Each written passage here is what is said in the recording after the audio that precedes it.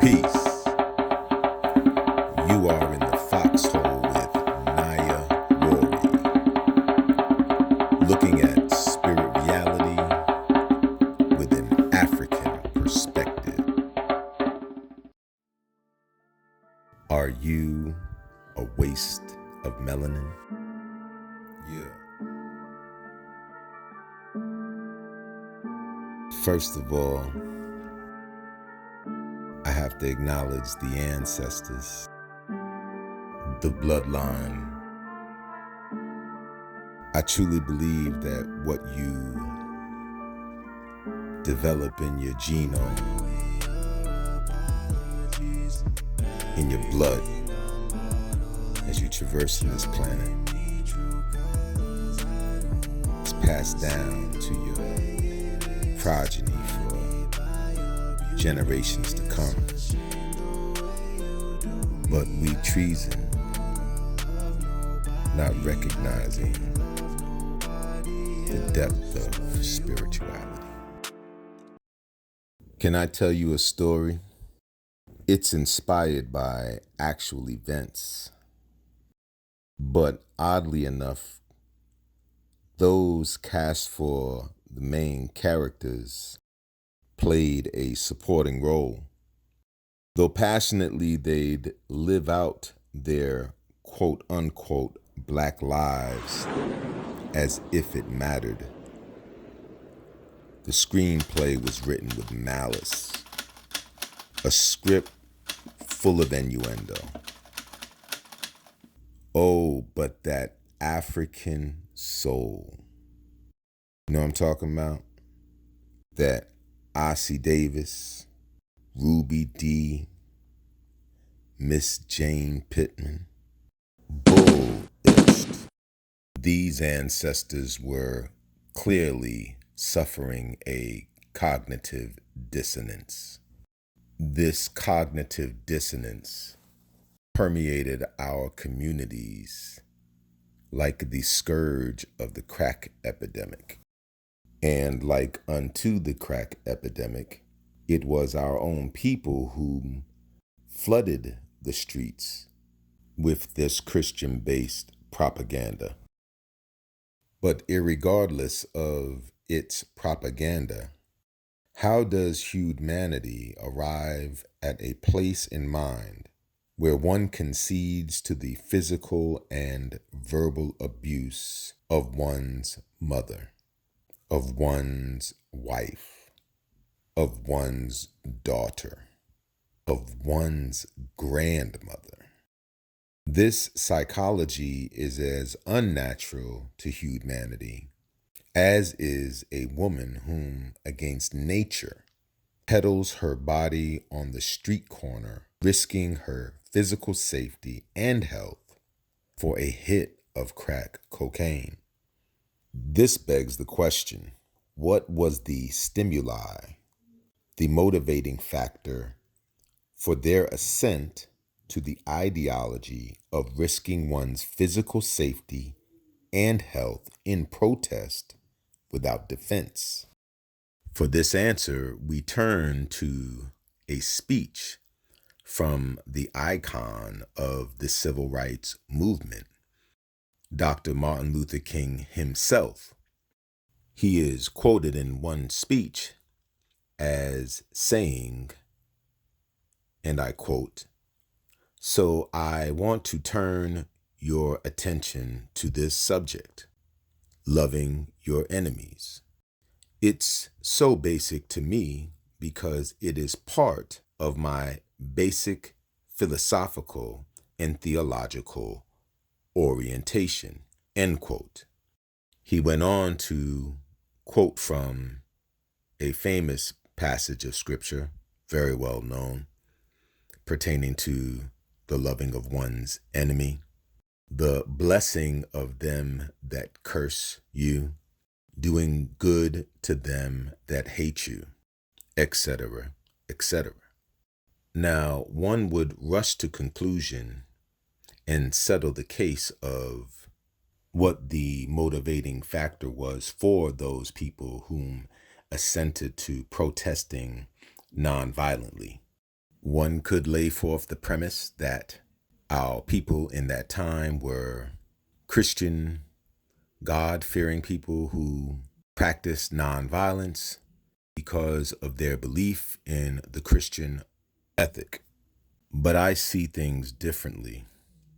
Those Africans who were part of that movement were victims of the lie of white supremacy, a system boasting itself to be so aligned with the quote-unquote God, claiming that it had operated in the express will of that God, in the conquest of the Americas, and the bringing of salvation and civilization to their ancestors.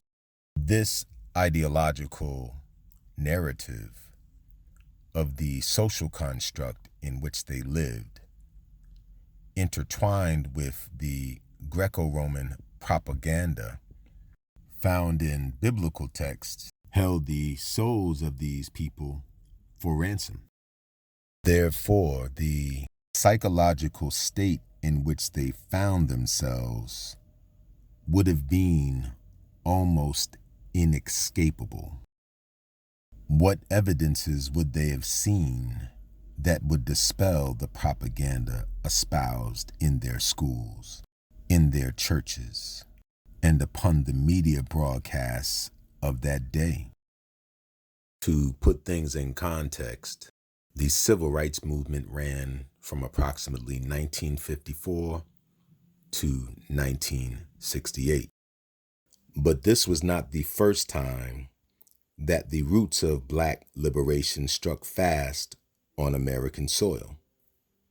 But like unto the UNIA, led by the Honorable Marcus Messiah Garvey, those movements had their time in the sun and quickly withered due to the environment in which they grew.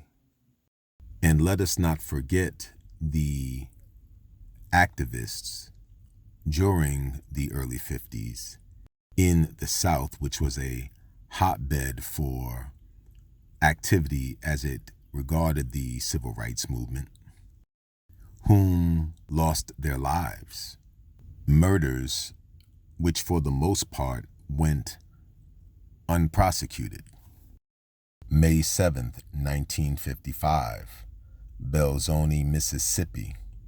Reverend George Lee utilized his pulpit to urge the vote in his community. Consequently, he was murdered.